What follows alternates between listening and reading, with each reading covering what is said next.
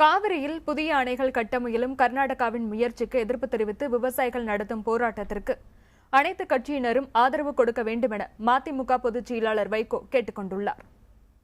கர்நாடகாவின் நடவடிக்கைக்கு கண்டனம் தெரிவித்து வரும் 22ஆம் தேதி டெல்டா மாவட்டங்களில் நடத்தவுள்ள முழு அடைப்பு போராட்டத்திற்கு ஆதரவு கொடுக்க கோரி விவசாயிகள் வைகோவிடம் நேரில் கோரிக்கை விடுத்தனர். அதன் பிறகு செய்தியாளர்களிடம் பேசிய வைகோ விவசாயிகளின் பிரச்சினைக்கு அனைவரும் ஒன்று திரண்டு குரல் கொடுக்க வேண்டும் என கேட்டுக் கொண்டார். தஞ்சையில் நடைபெறவுள்ள ரயில் மறியல் போராட்டத்தில் தாம் பங்கேற்க இருப்பதாகவும் அவர் தெரிவித்தார்.